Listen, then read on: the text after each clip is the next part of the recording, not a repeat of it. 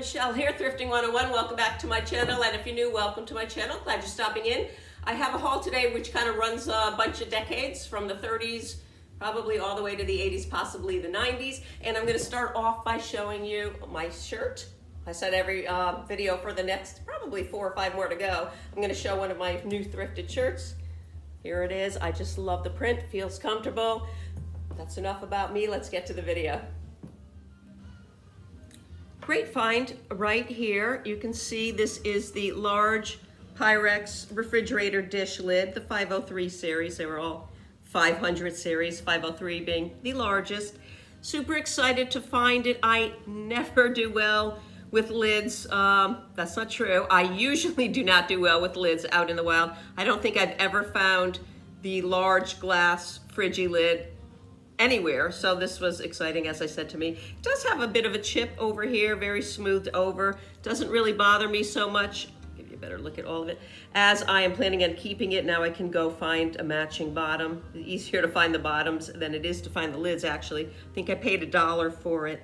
They started making the opalware Friggy sets, which this goes to, excuse me, back in 1947, and they stopped making this lid right here. You can see it's ribbed here and smooth here in about 1960, and then they started producing, which I know you've seen before in my videos, this kind of lid right here that was ridged all around from 1960 to 1979.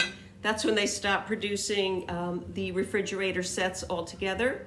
The last pattern produced was Autumn Harvest, again, as I said, 1979. And pre-1947, Pyrex was making refrigerator dishes. Well before that, they started in 1925. They were all just plain glassware. As I said, I'm keeping this one, paid $1 for it. To me, it's fairly priceless.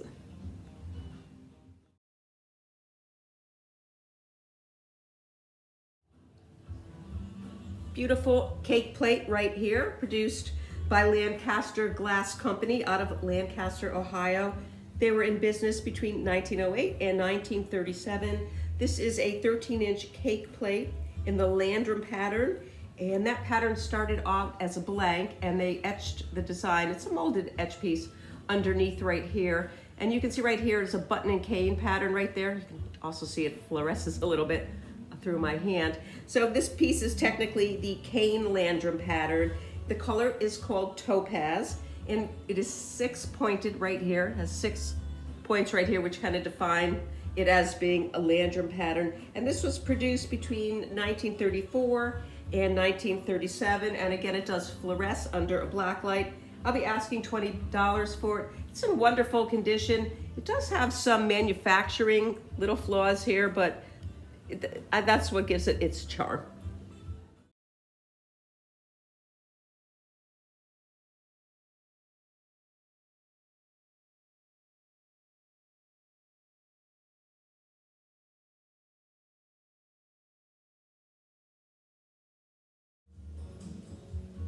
Picked this up at the antique mall. I just fell in love with it. I love everything about it. I love the color. I love the fact that it's hand painted and the print is wonderful. Show you right there, the Gothic couple or folk couple with the pitchfork, very classic. And a little chicken right there pecking away. And the backside shows a hand painted tulip. Also right here we have a basket of cherries or apples. Actually, they're probably apples. And it's just lovely. It's in wonderful condition. Maybe a little bit of crazing on it. I couldn't find much information out at all. One other person online had it listed. Well, not technically this piece, but had a little creamer listed. They also had no information on it. Could be Pennsylvania Dutch, I'm not sure. If I do decide to sell it and I'm not 100% sure yet, I'll probably be asking about $20 for it.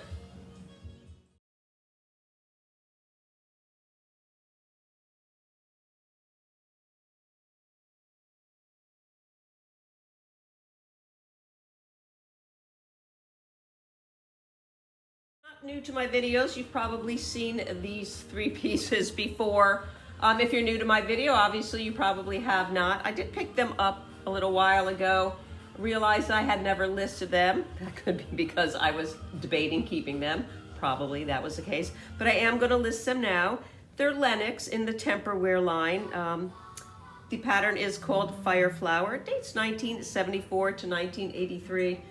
All in great condition. You can see I have right here the saucepan or gravy boat. Nice flower on that side and plain on that side. Very 70s looking. I have two dinner plates right here. They're really large. They're almost 3¼ inches right here. Good condition. Trying to get a good look for you there. And there we go. And let's see, what else can I tell you about it? Lenox Temperware line was a shatterproof dinnerware line. Actually, they referred to it as a super ceramic, twice as strong as ironstone and stoneware. And it was discontinued in the late 80s, possibly the early 90s. This informal dinnerware line by Lenox is one that I grew up with personally. Goes from freezer to oven to dishwasher. Oh, this is not the pattern we grew up with. My sister and I grew up with the dewdrop pattern, but brings back lots of memories just looking at the Lenox Temperware. I think that's why I was going to hang on to it for a while. It originally came with a 2-year warranty against breaking, chipping, cracking, and or crazing. Just really great stuff, and my mom loved it to death. As I said, dewdrop was our family dinnerware. They also made patterns called Merriment, Fancy Free, Blue Breeze, and actually I think there were 40 patterns altogether in the Lenox Temperware line. And I'm going to be asking $25 for the 3 pieces you see right here.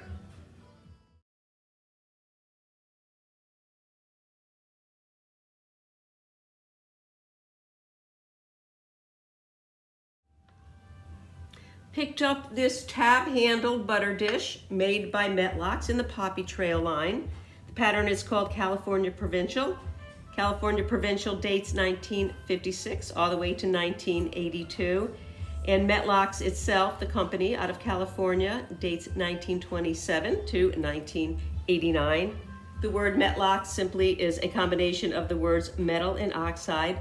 And the Poppy Trail line, which this is in, was originally introduced in 1934. They did stop production for household use during World War II years and exclusively produced for the government. In 1946, they started producing again for household and commercial use here in the United States with a pattern called Camilla, which was very similar to the very fashionable, popular patterns of the day called Desert Rose and Apple, made by the Franciscan Pottery Company, which was just down the street. When I purchased it, I didn't notice. I was just so excited to find it. Let me see, turn it over here. You can see right there, it's a little discolored.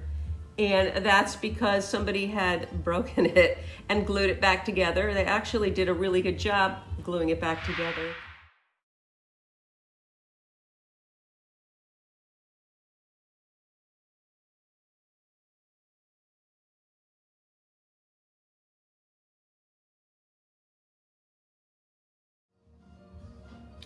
These 2 pieces are the last of the Fantasia pieces I found at the Goodwill, the Princess House Fantasia. This one has a sticker on it. It's a 9-inch vase. And I love that it has, you know, kind of a poinsettia pattern on it. So hopefully this will be a great time of year to sell it. With the sticker on it, I'm going to consider it new. Princess House Fantasia, 1965 to the present. I'll be asking $16 for the vase. And I also found another one of the individual casseroles, which I seem to find on a fairly regular basis. They're 16 ounces. You can see they have the frosted top on them. And they're really good sellers. This one is in wonderful condition. I'm going to be asking $25 for it. Oh, I did want to mention that this is probably unused, that it has just a partial piece of a sticker on there. But what I really wanted to say was that you could also use them as 2 individual dishes instead of 1 covered casserole. Fun little 10-inch glass canister I picked up at the Goodwill.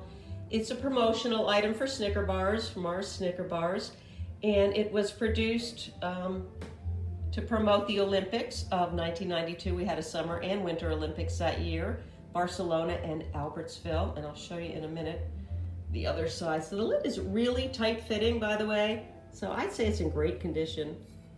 Here you see it says Barcelona Summer Olympics. Sorry about that.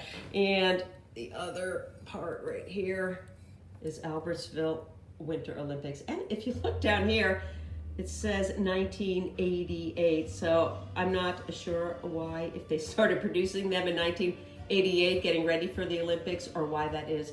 Anyways, like I said, it might be fun to fill it with Snickers for the holidays. Give us a nice little gift. I'm going to be asking $9 for it.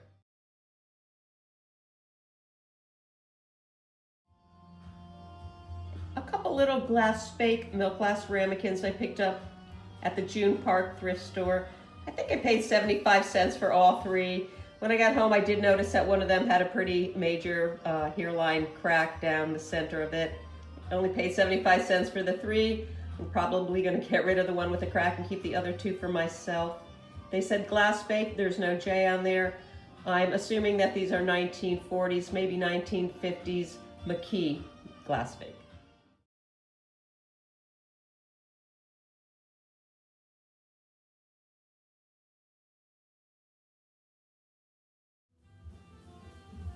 I picked this up at the America Mall antique store. It is Hazel Atlas in the ovide green pattern. I'm going to show you the top right here. Very, very pretty. I think it was probably a vanity dish. Could use it for whatever you want. A vanity dish, a refrigerator dish, butter dish, maybe. That's what I've heard. It does have a few chips on the rim, or actually one on the rim, and some rough edges right here on the inside, which I don't know if you can see.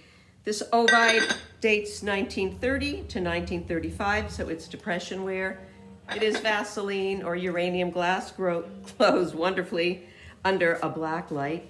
And ovide was the name that Hazel Atlas gave to their plain dinnerware and was made in green transparent glass, as you can see right here.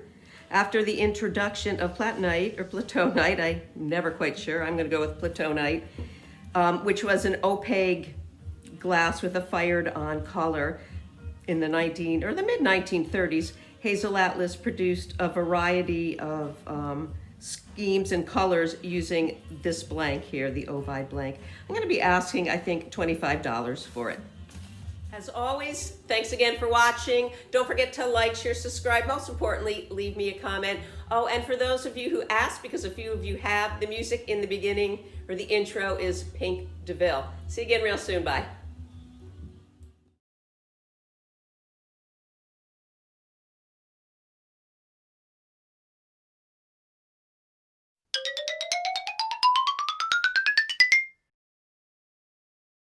Here, and this is technically called the Landrin cane pattern because it has the